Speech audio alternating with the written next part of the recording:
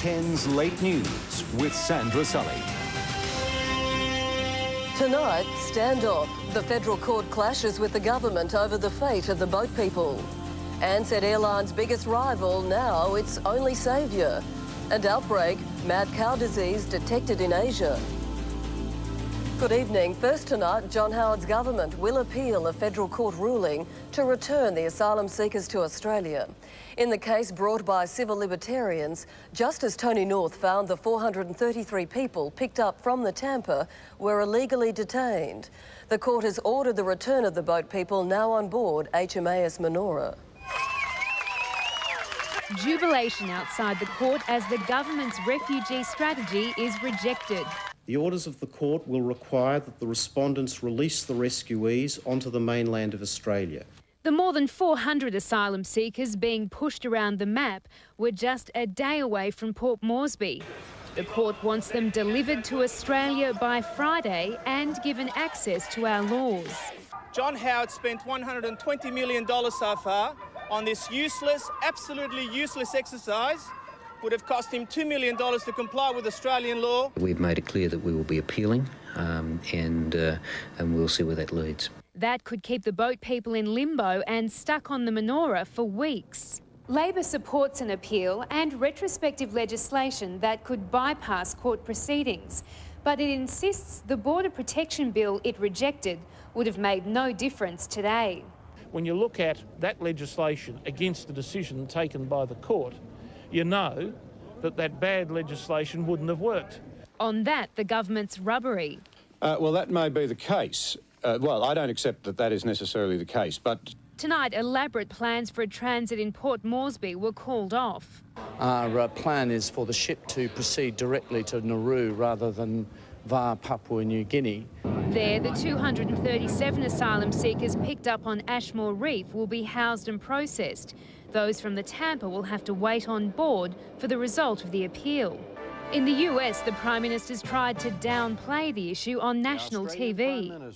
Even 430 people would have made that big a difference in a country as large as yours? Well, it's not that, I mean, that wouldn't have been the end of it. And that isn't the end of it. Another boat, this time with 130 on board, has run aground on Ashmore Reef. Catherine Philp, 10 News. And 3 men have appeared in a Perth court charged over the smuggling onto the Tampa of the asylum seekers into Australian waters.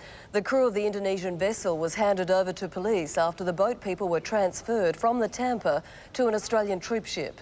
The 3 appeared from a Perth prison via a video link and were remanded in custody for a month. An Indonesian consular official was in the court. Is to always maintain the very good relationship between Indonesia and Australia.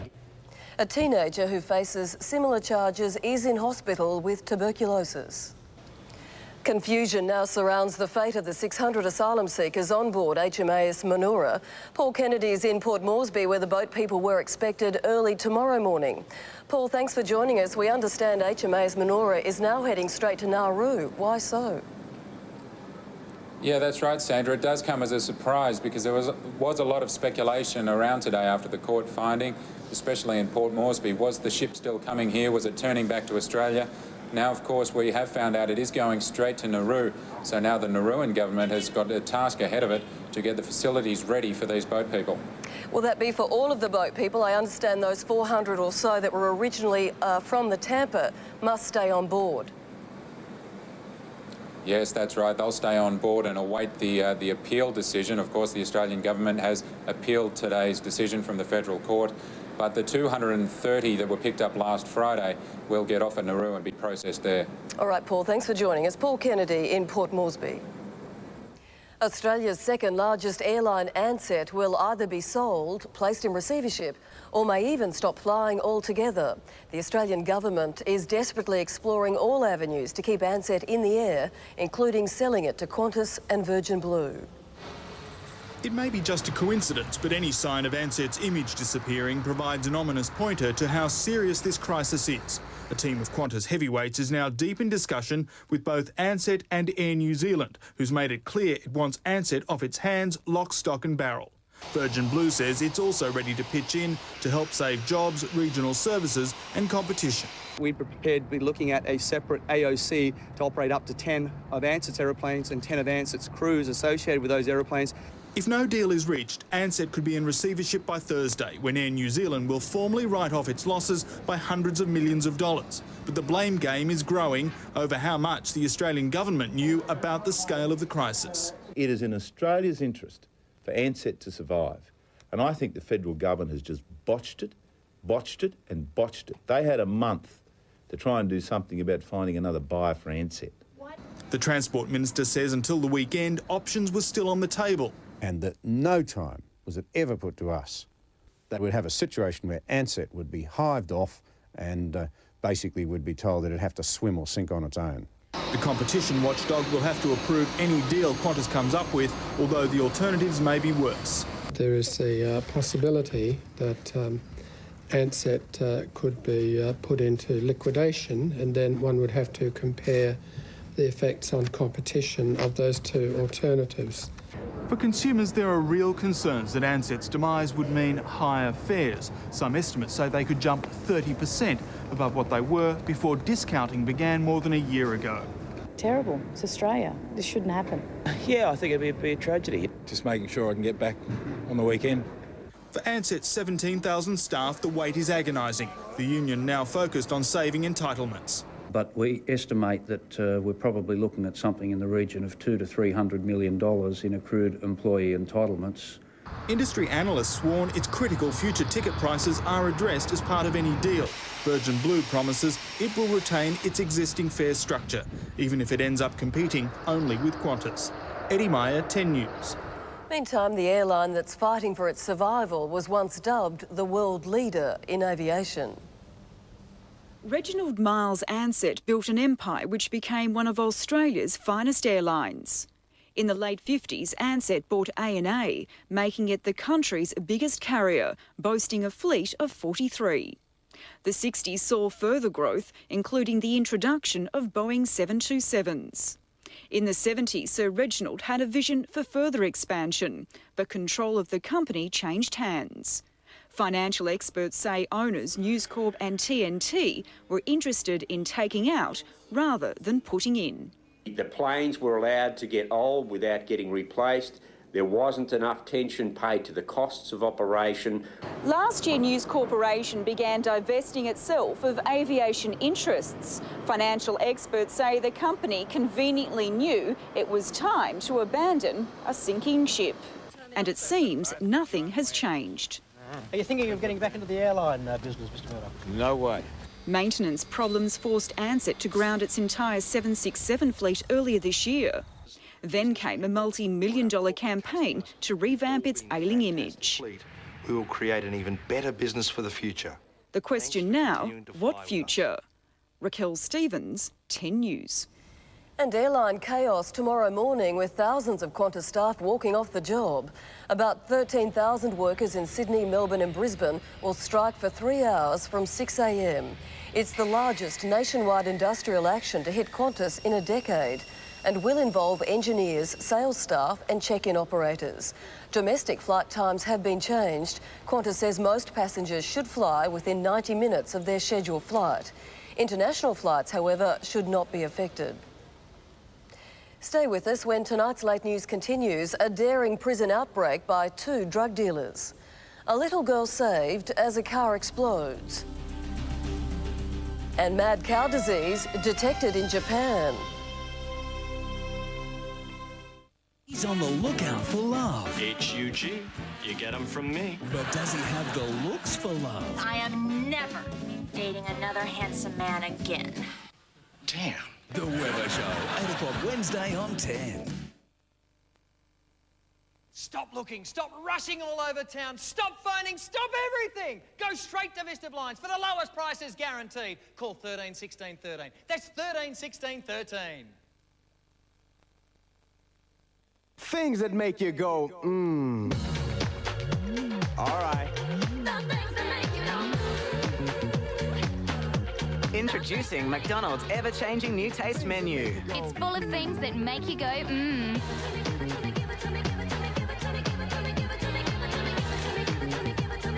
on. Give it to me, give it to me, give it to me, give it to me. Come on.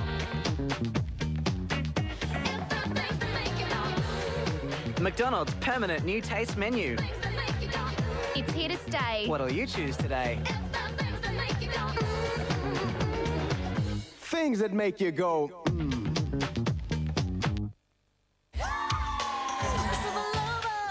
Glitter, the hot new soundtrack and film from Mariah Carey. Features the hits Loverboy and Never Too Far. Glitter, in stores now.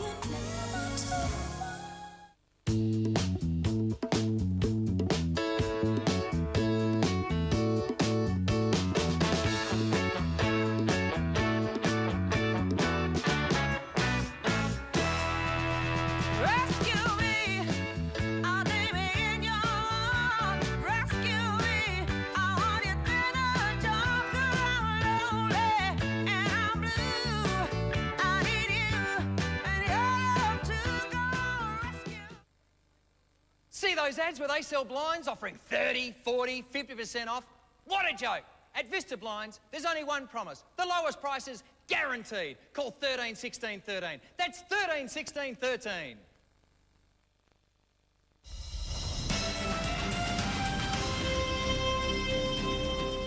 You're watching 10's Late News. An extensive search continues tonight for two men involved in a daring jailbreak from a Sydney prison. The two Mexicans hijacked a delivery truck, unloading at the jail's metal workshop. They threw the driver out, then crashed through a number of security gates. They then dumped the truck before fleeing in a getaway car. They were jailed over drug smuggling. The pair was due to be extradited to the United States. The jail has now been locked down. An incredible escape for a Sydney mother and her young daughter, their car bursting into flames as they drove down the street. A witness risking his own life to save the little girl. A car explodes on a Sydney street and all but one person panics. Colin Goldthorpe risked his own life this morning to get a 2-year-old girl out from the burning back seat as her mother screamed for help. There was a couple other people over in the yard and they're all saying, there's a kid in the back, there's a kid in the back. But they're all standing there watching. I thought, so I just jumped in there, got her out. I thought, I'm not going to stand there and watch a barbecue. He then had to wrestle a stubborn seatbelt. Got her arms out and I thought, oh, beauty, she's going to come out. But then the bottom one was still stuck in. Well, that's when the flames started sort of getting around her and getting me. The unassuming hero didn't give up despite the flames singeing his arms. But I didn't really care about the heat. I was well worried about getting the kid out. A lit cigarette combined with fumes from an LP gas tank is believed to have sparked the fire. Moments earlier, the car had been filled up at a service station. Watching the drama unfold, Nick Pace, who couldn't believe the car in front of him, burst into flames. Oh, mate, it was intense. The fire was, like, burning everywhere. Front, back, boot, bonnet, everywhere. The whole car was alight. Like, that was it. The 39-year-old mother suffered second-degree burns to her arms and face. Her 2-year-old daughter received more serious burns to her face, arms and legs. Kevin Wild, 10 News. Now to some breaking news just through, and CNN is reporting tonight that a plane has crashed into the World Trade Center. That is all the information we have just now. We will bring you an update as soon as the details come to hand. But a major breaking story in the United States. New York, as we speak, you can see the pictures there coming in now live from CNN. The news, the details, a plane has just crashed into the World Trade Center. We will bring you the details as soon as we get them. Still in the US, the Prime Minister has held his first face-to-face talks with the President in Washington, securing a commitment to keep a trade agreement on the table. The PM's busy day ending with a private late-night briefing with media mogul Rupert Murdoch. It's a presidential reception vastly different to John Howard's last White House visit. Australia's a great friend and we're so honoured he's here.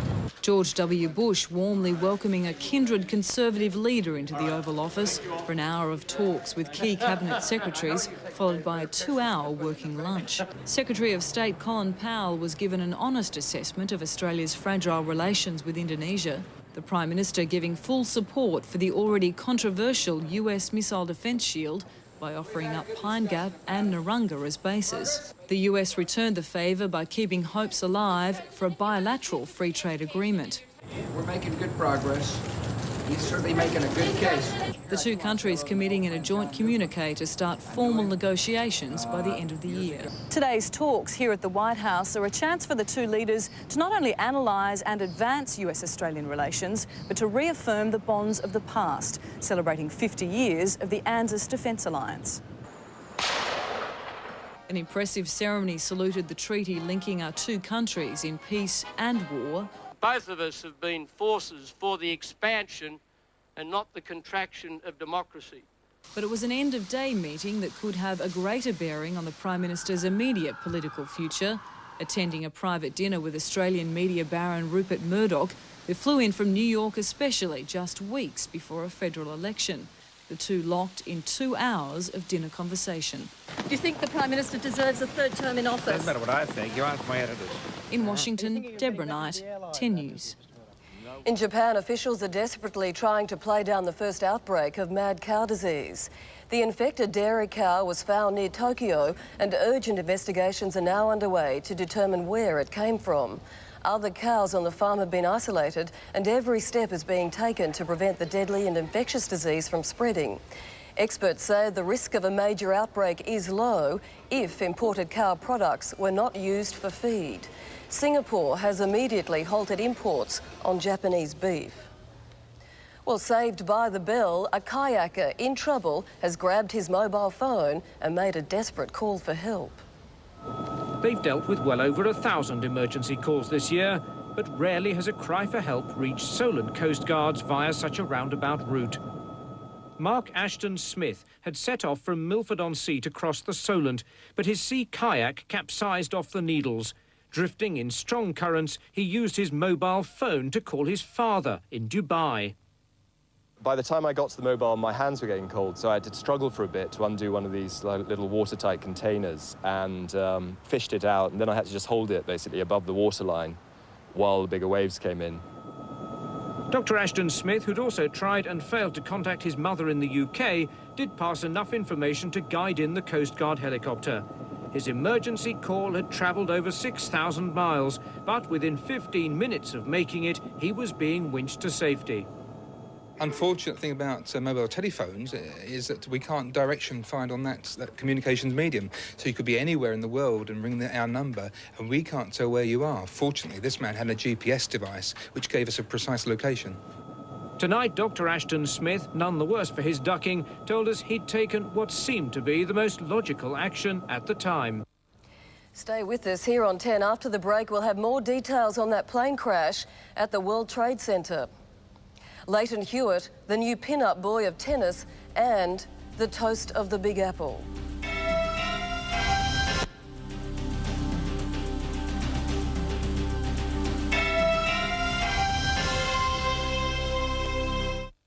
It's a night that will tempt fate. I'm a big believer in fate. A night that could change everything. If I bowl a strike, I'm going to ask you to marry me.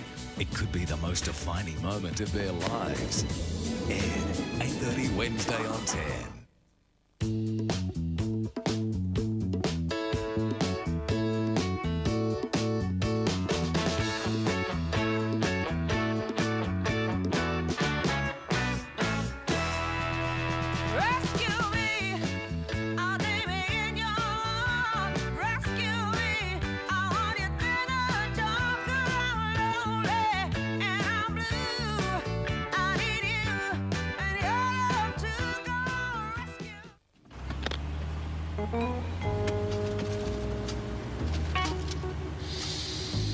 Hey, what do you reckon we go and grab some bacon and egg McMuffins? Yeah. Is a McDonald's breakfast calling you? Stop looking, stop rushing all over town, stop phoning, stop everything! Go straight to Vista Blinds for the lowest prices guaranteed. Call 13 16 13. That's 13 16 13. Come on, keep up. Yeah. In a world full of numbers, Telstra's looking for new ways to keep yours performing better. Whether it's your home phone, mobile or internet, we're making sure your numbers work hard for you. Good one. Call 132200 for more information.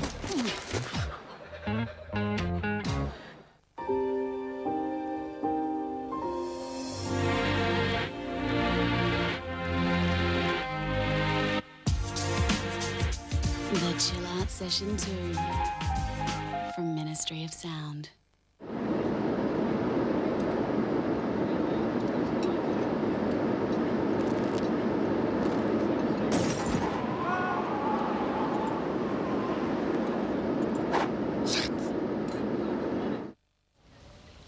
You're watching 10's Late News. Details now on this breaking story, a major story tonight. A plane has crashed into the World Trade Center in New York. The only details we can confirm is, as you can see, one tower is fully on fire. Emergency services are on their way. There is a great deal of speculation yet in terms of what has caused the plane to crash into the World Trade Center. There are no confirmed figures yet on casualties or cause. Authorities are yet to reveal too much information. They are madly trying to ascertain the details, as you can imagine. Let's just pick up CNN momentarily and catch some more information. 110 stories high, and the glass-enclosed observatory is on the 107th floor, so there is the possibility that people may very well be trapped up there. Yeah. All right, thank you so much, Jean Yearman. You're very welcome. Eyewitness here to a loud sonic boom she described as she was sitting inside her apartment, and she looked up and saw the side of the World Trade Center exploded into flames and black smoke. We are going to join another one of our New York affiliates, WABC, for their live coverage. Plane overhead. We'll drop out of that cross now, but we can confirm a domestic plane was apparently involved in the crash. Just repeating the information, a plane has crashed into the World Trade Center in New York. Details are still rather sketchy, but we can confirm one tower is completely on fire. The buildings, we believe, have already been evacuated. There are no confirmed figures yet on casualties or the cause. We will bring you that information as soon as it comes to hand. To other news now, and to finance. It was a fairly quiet day in the Australian share market. There was no change to the All Ordinaries Index. It was barely unchanged. Qantas today, however, improved 44 cents, and there were slight gains for AMP and St George Bank. But it was a bad day for the National and South Corp. The Aussie dollar is buying 51, almost 51.5 American cents, more than 35 pence, nearly 63 yen and 57 euro cents. Gold is trading at $271.65 US an ounce. And Carl Jensen joins us now from Commonwealth Securities. Carl, the June quarter GDP figures out tomorrow. What can we expect? Well, with the release of the GDP tomorrow, an expectation of 0.8% increase in the June quarter, which is a good figure, again with the increase in exports and also household spending being one of the major impacts there, although there is concern again for weakness into the future with overseas growth. Now, Qantas had another good day today, its shares jumping 15%, but was that due entirely to Ansett? Pretty much most of the concern is there with Ansett, and also the uncertainty that we do have there. It did make Qantas one of the biggest gainers today, and also most active on the ASX. And as the Ansett events unfold, that'll certainly be a stock to watch. Thanks, Carl. Carl Jensen at CommSec. And Tim Webster's standing by with the day in sport and Sports Tonight. Sandra, thank you. Michael Jordan signals a basketball comeback. The AFL Tribunal suspends 2 top players, and V8 drivers off the track and into the water in the lead up to Bathurst.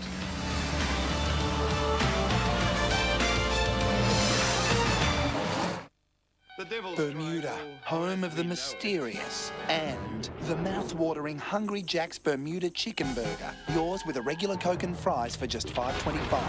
But hurry, they're disappearing fast! The burgers are better at Hungry Jack's. I packed up most of your stuff. Got dumped? She ain't never get over that. Get pumped. We gotta find our boy somebody, quick. And get ready to get over it. You know, maybe that's not such a bad thing. Is there anyone who's good on their feet? What's up with this accent? Sounds like Madonna. You remember? Kirsten Dunst, Ben Foster, Cisco. Come again? Get over it.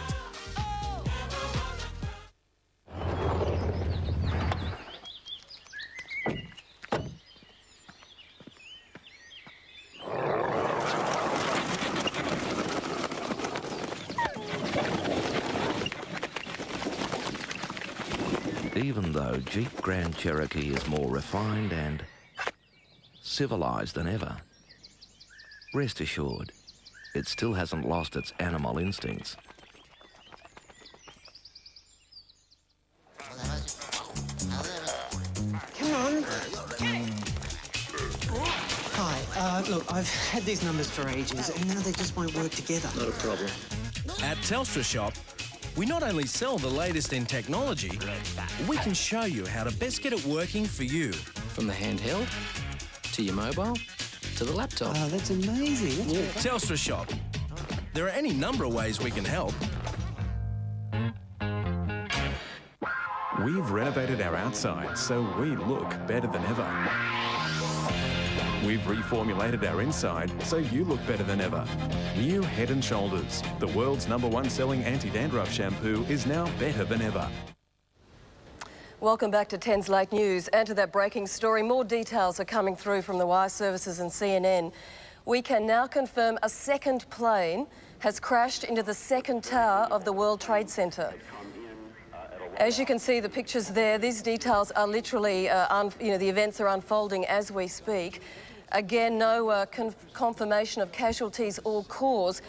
The World Trade Center in New York is, of course, the scene of a terrorist bombing back in 1993 in February that killed 6 people.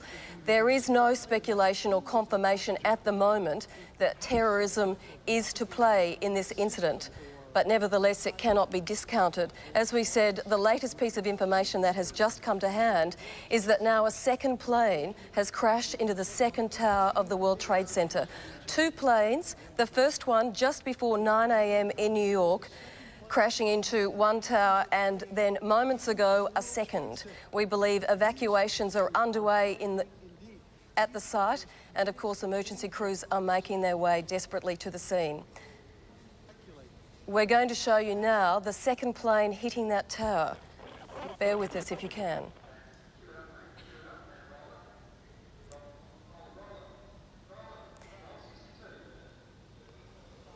Looks like 6, 7 floors were taken out.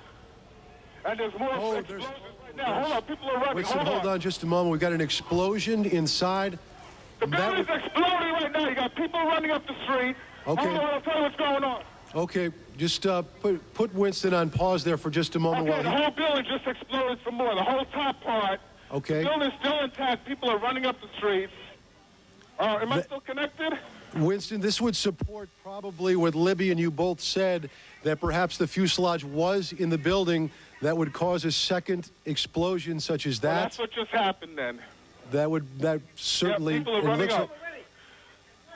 up. We're getting word that perhaps. Okay, hold on. The people here are, everybody's panicking.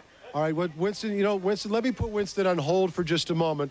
Okay, I don't know how much longer we're staying. I'm inside of a diner right now. Well, Winston, you know what? If you could give us a call back, I just don't want to panic here on the air. Let's just take some of our pictures from News Chopper 7. Now, one of our producers said perhaps a second plane was involved, and let's not even speculate to that point, but at least put it out there that perhaps that may have happened. The second explosion would certainly back the theory from a couple of eyewitnesses that the plane fuselage perhaps stayed in those upper buildings. Now, if you look at the second building, there are 2 that both twin towers now are on fire. Now, this was not the case, am I correct?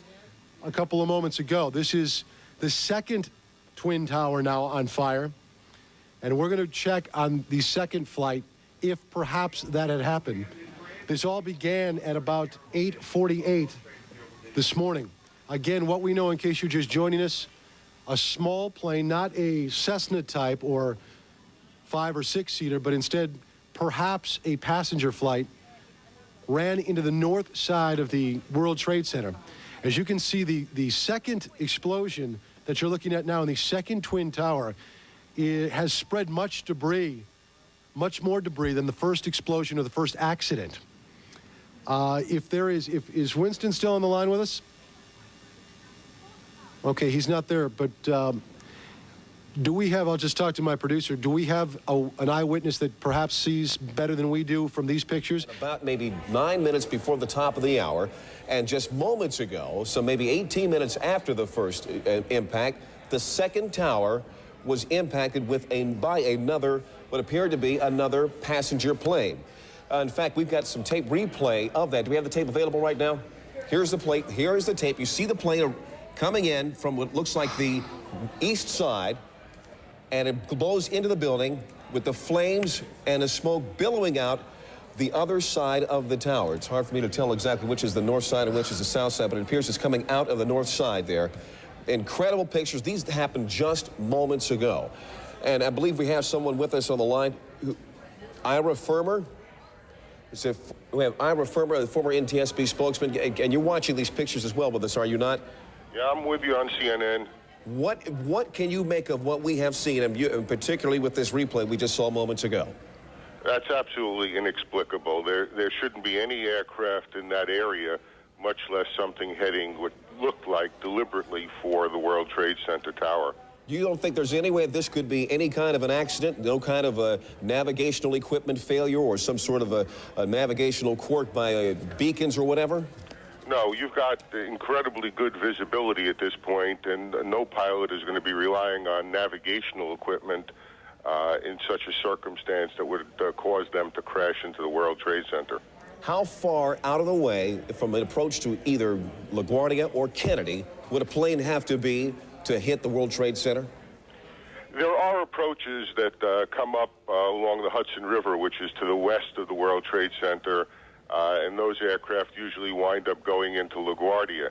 So you can come within a mile or two of the World Trade Center, but it is such a visible object as you're approaching New York City that it's just not possible for a pilot during the daytime to have taken a course that would put it right into the World Trade Center. A second occurrence within a few minutes is beyond belief. And as you can see, there definitely is no weather problem, so weather would be definitely ruled out as a factor in this case. Yes, the course is a normal course. I mean, for commercial pilots coming into New York, it certainly appeared from the video on CNN that the second aircraft was heading for the tower and that it was a commercial-sized aircraft. Could you tell, have a better idea about what size that plane was? It was kind of hard for me to tell. You're an expert in these matters. Could you look at that tape and tell what size that plane was? It would have to be slowed down, and you'd need more than one angle for it because you'd want to see how many engines on it, the shape of the tail. Well, if it's possible, gang, could we go ahead and replay that tape right now? Do we have the tape ready of the second plane impacting? We're going to put that tape on in just a second. Here, we're about to roll it now. If you can, sir, I don't want you to speculate, but if you can, give us an idea of what you think might be at play here. What kind of plane we're talking about, or at least what size. If we're talking about one that would hold, say, 100 people, one that would hold 300 people. From what you see, we'll have to back the tape up further than that, guys. Here we go. It's very hard to get a perspective on it. I don't know how far away we are at this, but that looks to me like it could be certainly a passenger jet and one of those aircraft that could hold 100 or more people. I caution you at this point to wonder whether or not that airplane was occupied by more than just a pilot or a crew. We don't necessarily know that there were any passengers aboard that airplane. Understood. Understood. Darren Kagan joining the conversation here, sir, but there's no indication that there would be any air traffic on purpose in the area of the World Trade Center at this time of day, or any time of day for that matter. Well, not directly into the World Trade Center. No, but even close to it. You would be clearing the World Trade Center by a few miles. Normal operations. And when you're looking at the pictures that you see with all this smoke and fire and all that, it's just absolutely unbelievable to think that a flight crew... And just updating as we go to a break, we can confirm at least one, possibly two planes have crashed into the World Trade Center, causing major chaos. Pandemonium has erupted on the streets of New York. Residents are desperately trying to confirm information. We are yet to determine the size of the planes that have crashed into the World Trade Center, how many passengers were on board, in particular the point of departure for these planes. The aviation authorities are somewhat uncertain of any particular flights that coincide or run by the New York Trade Center. This is not usual. It is not a usual destination, and it is considered a a no-go zone. They are concerned it may be a terrorist attack, and we can confirm, of course, this was the scene of a terrorist attack back in 1993, where 6 people were killed. This is a major breaking story. Stay on 10. We'll bring you more details right after this.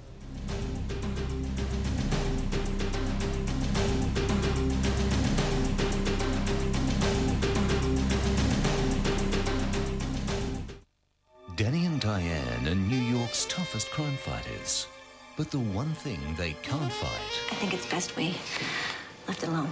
Okay. The one thing they should never... So we're okay? We're good. Ever... Friends and colleagues exclusively, that's it. ...give into... Maybe you better go.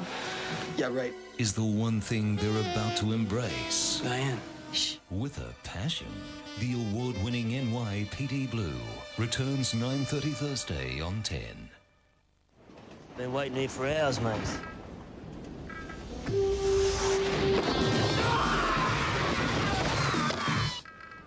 Mate, I reckon we need some of those Viking bars. You got the keys? Yeah. Oh, new Viking with guarana! It's a chocolate bar with horns!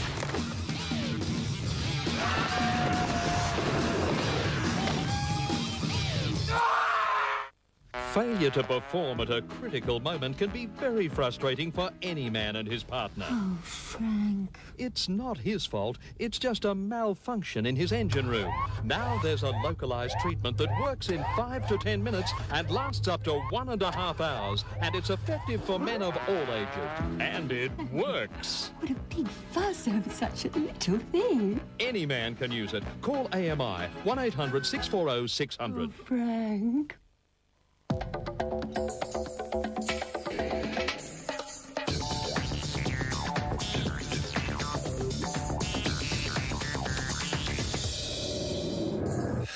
Kahlua, drink the rhythm.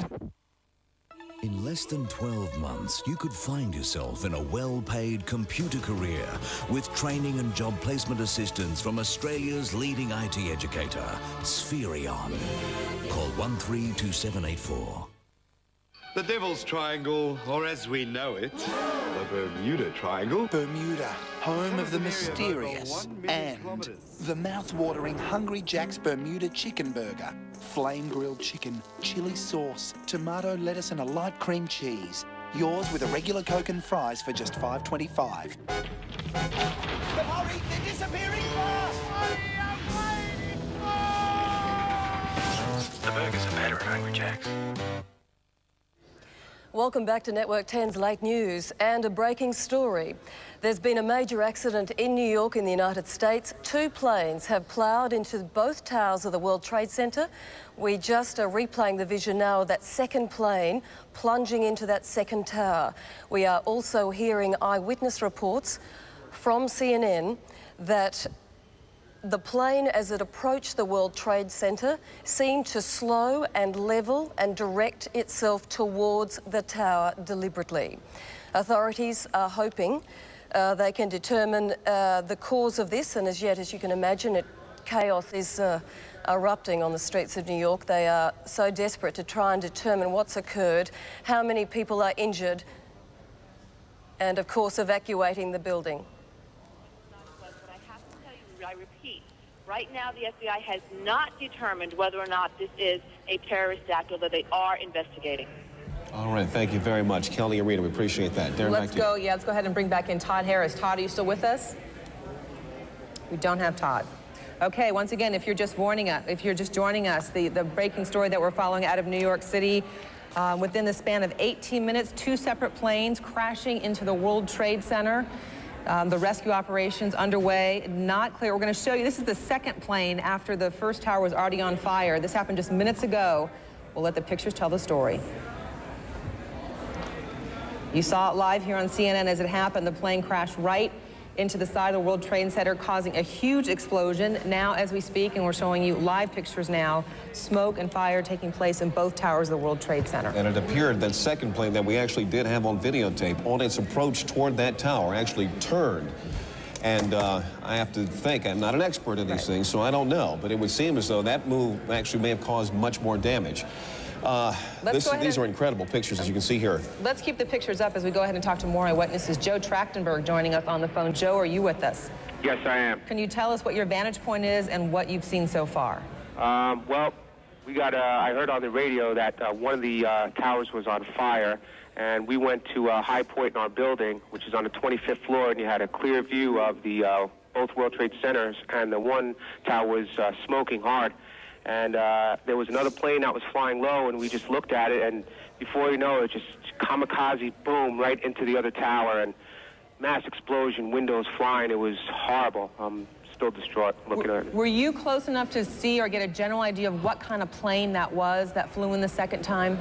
Well, I'm not an expert on planes, but it wasn't didn't seem like a big passenger jet. It was a smaller type plane because it made some pretty radical turn, and, you know, they were flying low, and you're not used to see big planes flying over Manhattan because I don't think you're allowed to, but it was pretty tough. And explain to me again where your vantage point is, where you are in the city looking at this. We're in Chelsea. It's like 25th Street and 7th Avenue, and it's clear looking all the way downtown, and you could see the buildings, you know, the whole downtown, because it's a clear day, and it's a disaster. And once again, describe for us what you saw as that plane went to the second building. That plane just flew straight into the second building on the downtown side, it appeared. It was just a huge explosion, and smoke just immediately, and fire started immediately coming from the second tower as it hit, and there was glass flying everywhere. All right, looks like we have a little bit of audio problem with that, so I'm going to say thanks to Joe Trachtenberg for talking to us and telling us what he saw. We were watching it right here, live on CNN, as that plane went in. He had a closer vantage point and could see, as you heard Leon, he was saying he doesn't think it was a big jet, but a smaller plane, closer up from where he could see it. Well, we do have a tape of a recounting by another witness, another eyewitness. We're going to go to some tape that we're getting for our affiliate WABC in New York, where they interviewed an eyewitness who saw the second crash as it happened. I'd say the whole takes about, looks like 6, 7 floors were taken out. And there's more explosions right now. Hold on, people are running. Hold on just a moment. We've got an explosion inside.